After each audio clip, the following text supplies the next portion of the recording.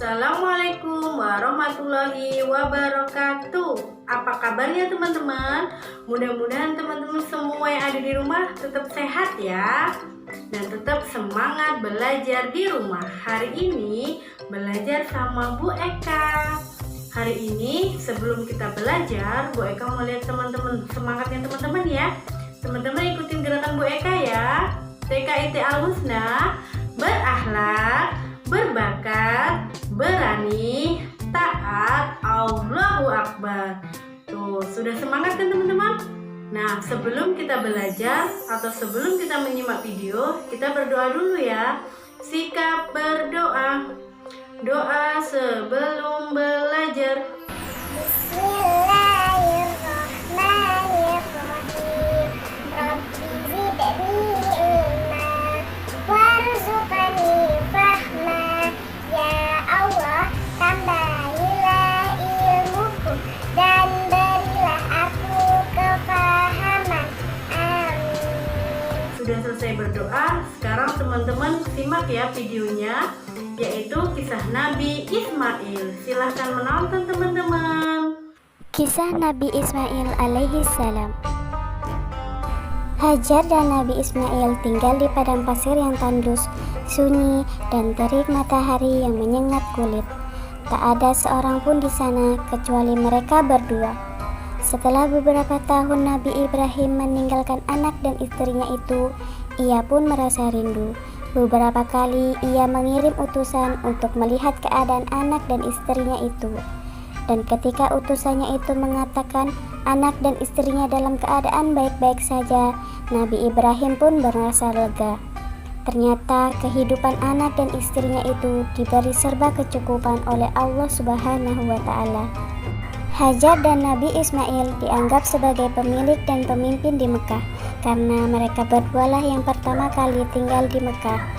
Demikianlah Nabi Ibrahim tidak dapat menahan kerinduannya. Ia pun berangkat ke Mekah untuk bertemu dengan Hajar dan Ismail di padang Arafah. Dalam perjalanan pulang ke Mekah, setelah mengembalikan ternak, mereka beristirahat di Musdalifah karena kelelahan dan akhirnya tertidur. Dalam tidurnya yang sebentar itu, Nabi Ibrahim alaihissalam mendapat wahyu melalui mimpinya.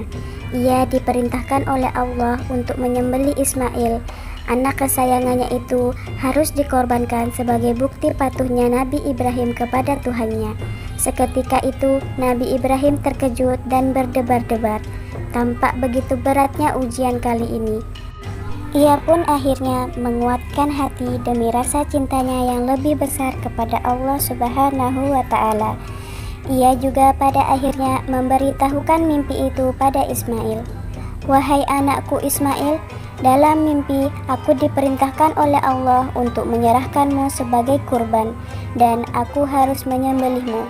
Bagaimana pendapatmu, wahai anakku? Kata Nabi Ibrahim alaihissalam. Ismail pun menjawab, wahai ayah, sekiranya itu perintah Allah, maka laksanakanlah apa yang diperintahkannya kepadamu.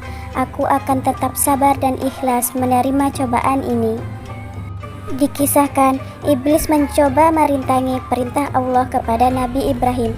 Berkali-kali iblis mencoba membujuk Nabi Ibrahim agar tidak melaksanakan perintah itu.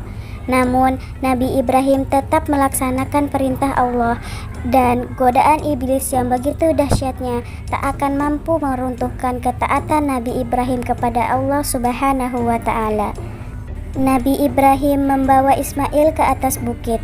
Di sana, Nabi Ismail menggunakan kain penutup mata dan pedang tajam pun sudah disiapkan. Ketika pedang itu sudah berada di leher Nabi Ismail, tiba-tiba tubuh Nabi Ismail digantikan oleh seekor kambing yang gemuk oleh malaikat Jibril. Dengan demikian, selamatlah Nabi Ismail dari penyembelihan. Allah Subhanahu wa Ta'ala berfirman, hai Ibrahim, kau sudah melaksanakan perintahku dengan ikhlas. Sebagai gantinya, aku berikan binatang ternak itu untuk disembelih. Teman-teman, sudah lihat kan video tadi atau cerita dari Bu Eka tentang kisah Nabi Ismail. Nah, sebentar lagi kan mau Lebaran Idul Adha. Nah, di situ kisahnya teman-teman. Nah, di situ kita bisa melihat binatang apa saja yang akan dikorbankan. wabarakatuh. Kalau di cerita tadi ada binatang kambing. Nanti biasanya kalau di sini ada kambing sama ada sapi. Kadang ada juga unta, itu binatang yang bisa dikurbankan. Ya, udah dulu ya teman-teman cerita dari Bu Eka. Terima kasih buat teman-teman yang sudah menonton. Terus teman-teman tetap di rumah ya, tetap belajar, murojaah surah pendek, dan tetap jaga kesehatannya. Dadah, wassalamualaikum warahmatullahi wabarakatuh.